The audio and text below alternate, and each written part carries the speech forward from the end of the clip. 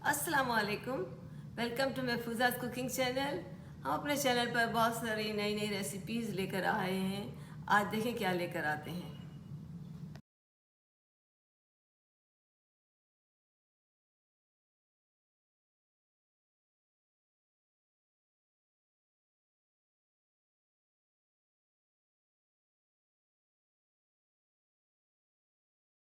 आज हम बिहारी बोटी का मसाला बना रहे हैं।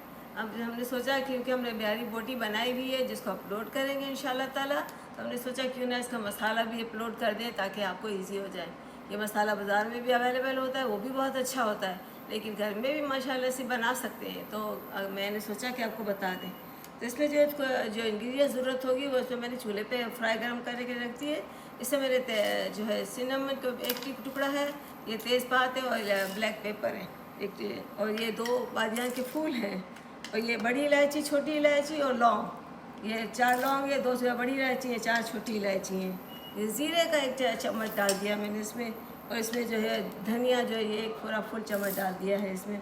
ये काला ज़ीरा भी डाल दिया है 1 चम्मच, और इसमें जो है 6 पेपर जो है ये इसको हम थोड़ा सा भून लेते हैं। फिर इसके बाद जो है इसको सुखा के थोड़ा सा ठंडा करके इसको पीस लेंगे। बाकी दूसरी चीज़ें जो हैं वो रेड पेपर और ये चीज़ें जो है वो थोड़ी सी पिसी हुई तो होती है, वो भी इसमें थोड़ा पीस लेंगे, लेकिन सेकने भूनने की ज़रूरत किसी को ही है। ज़्यादा भूनेंगे नहीं, थोड़ा सा भूनेंगे ताकि जलने भी ना पाए, इसमें खुशबू बस जाए।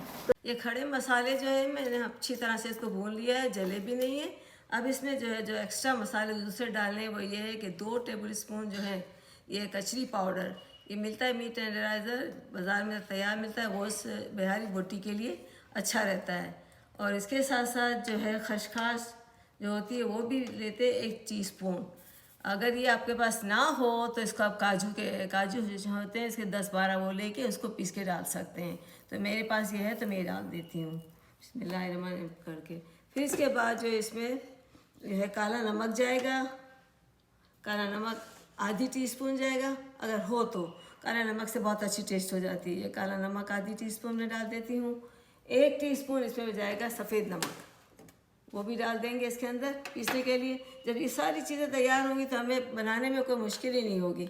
1 टीस्पून जो है मैंने ये नमक भी डाल दिया, और इसमें जो है देगी मिर्च 2 टेबल स्पून मैंने भर के रखी हुई देगी मिर्च, जिससे कलर लाल लाल रेड कलर का हो जाता है, वो भी इसमें जाएगा। चलो, और इसमें जो है रेगुलर मिर्चें, अगर आपको सारी देगी मिर्ची डालनी है तो ठीक है, हम थोड़ी ज़्यादा तेज़ खाते हैं तो 1 टीस्पून में ये भी डाल देती हूँ रेगुलर मिर्च भी। ये सारी चीज़ें चली गई इसके अंदर, और आखिर में जो है मैं ये जवतरी का 1 फूल डाल देते हैं इसमें, ये भी इससे पीस लेंगे। और आखिर में जब हमारा पक जाता है तो ये नटमेग जो है ये जायफल 1/3 जो है इसको पीस करके ऊपर छिड़क देते हैं, ये आखिर में जाएगा। ये सारे मसाले रेडी हो गए। अब इसको जो ये चूँकि ठंडा हो चुका है मैं इसको पीस लूँगी। पीस को फाइन मसाला इसका बना लेंगे तो ये हमारा बिहारी बोटी का मसाला रेडी हो जाएगा इंशाल्लाह ताला।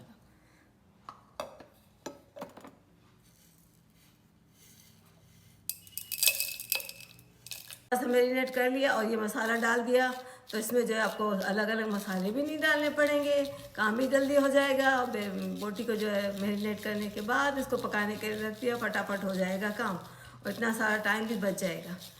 बाज़ार से भी आप ले सकते हैं, लेकिन ये भी बहुत अच्छा, बहुत खुशबू वाला, बहुत मज़े का बनेगा। आप एक दफ़ा ट्राई ज़रूर कीजिएगा इस मसाले को। देखिए ऊपर से जो है इतना ये मोटा मोटा रह गया ना, मैंने इसको छान लिया। अब इसको जो है ये इसकी लाइफ भी जो है लॉन्ग लाइफ रहती है, अच्छा 6-7 महीने तक तो बिल्कुल अच्छा रहता है। इसको इसी तरह से बिल्कुल ड्राई और एयर टाइट बॉटल में डाल देंगे ना तो ये ऐसा 6 महीने तक तो ये ख़राब नहीं होगा। और इसको जो किस तरह से यूज़ करते हैं, ये इतना सारा मसाला जो है ये 4 किलो गोश्त में आसानी से पूरा हो जाए। 4 किलो का गोश्त चिकन का हो, बीफ का हो या लैम का हो, इतना सारा जो है ये मसाला 4 किलो गोश्त में आराम से बन जाए। इतना मसाला मैंने आपके सामने बनाया है। ये जो है मुझे दूसरी कोई चीज़ में काम आ जाएगा, इतना मोटा। ठीक है, अब रेडी हो गया। अब मैं इसको प्लेट में डाल देती हूँ, आपको दिखाती हूँ कि ये कितना अच्छा देखें। इसको मैंने छान के रख लिया। अब इसको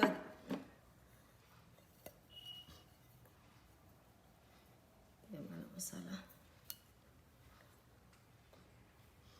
बिहारी बोटी बन चुकी है, उसको अपलोड करना है तो सोचा कि क्यों ना आपको ये मसाला भी दिखा दिया जाए। ये बिहारी बोटी का मसाला बन चुका।